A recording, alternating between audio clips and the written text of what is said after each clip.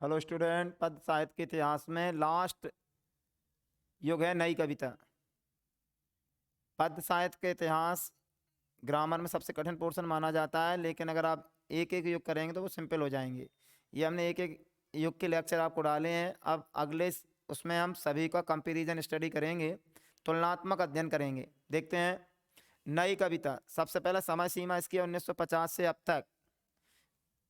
विशेषताएं, कवि और रचनाएं, सबसे इंपॉर्टेंट विशेषताएं होती हैं। तो विशेषताएं इन्हें कैसे याद करेंगे, देखो किस प्रकार याद कर सकते हैं अपन इसमें।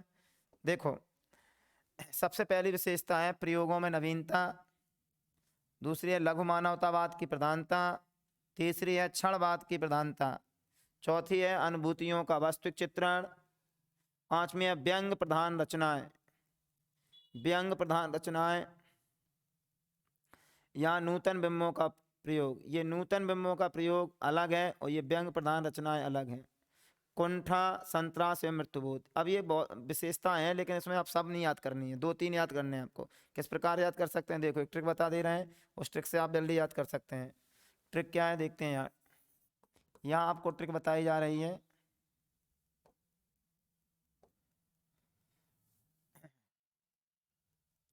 लघु मानव, छोटे व्यक्ति।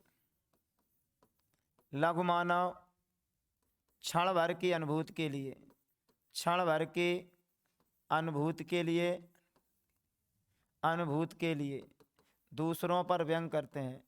दूसरों पर व्यंग करते हैं। दूसरों पर व्यंग करते हैं। व्यंग करते हैं। ये ट्रिक आप लिख लेंगे। इस ट्रिक से आपको विशेषताएं हमेशा याद रहेंगी। देखो क्या ट्रिक है, फिर देख लो एक बार। लघु मानव माने छोटे व्यक्ति, जिनकी सोच छोटी होती है, हम उन्हें लघु मानव कहते हैं। क्षण भर की अनुभूति के लिए दूसरों पर क्या करते हैं, व्यंग करते हैं। जब दूसरों पर व्यंग करते हैं तो कुंठा से गिर जाते हैं। तो देखो नंबर 1 यहाँ डाल दो, लघु मानवतावाद की प्रतिष्ठा, ये याद हो जाएगी। लघु मानवतावाद की प्रतिष्ठा या लघु मानवतावाद की प्रधानता, नंबर 1 यहाँ से बना लेंगे। नंबर 2 क्षणवाद की प्रधानता, दो विशेषता हो गई। तीसरी अनुभूतियों का वास्तविक चित्रण, ये देखो अनुभूतियों का वास्तविक चित्रण, 3 हो गई। फिर उसके बाद व्यंग प्रधान रचनाएं। व्यंग प्रधान रचनाएं ये लिखी है, व्यंग प्रधान रचनाएं। 4 विशेषताएं याद कर लो बस। देखो फिर देखो यहाँ से याद करो, ये छोड़ दो बाकी, यहाँ से याद कर लो। लघु मानवतावाद की प्रधानता, क्षणवाद की प्रतिष्ठा, अनुभूतियों का वास्तविक चित्रण, व्यंग प्रधान रचनाएं। सुपर 4 विशेषता हो गई हैं। ठीक है, सबसे अच्छी 4 विशेषताएं। 2 विशेषताएं यहीं से याद कर सकते हो। नई का मतलब होता है नूतन, तो यहाँ है नूतन बिंबों का प्रयोग, याद रहेगा नूतन बिंबों का प्रयोग, नूतन बिंबों का प्रयोग।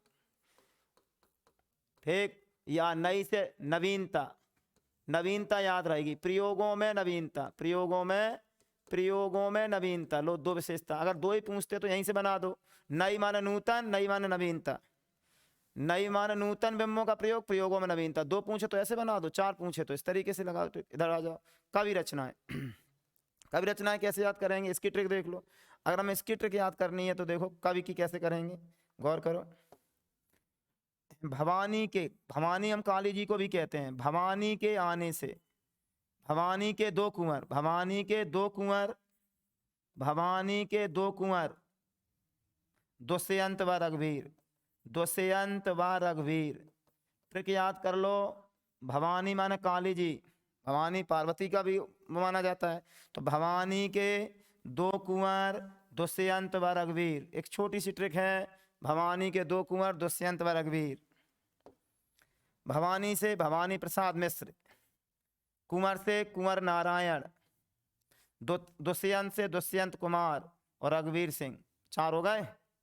नंबर 1 भवानी के 2 कुंवर, दुष्यंत और रघुवीर, तो भवानी प्रसाद मिश्र, कुंवर सिंह, दुष्यंत कुमार, रघुवीर सिंह। 4 हो गए।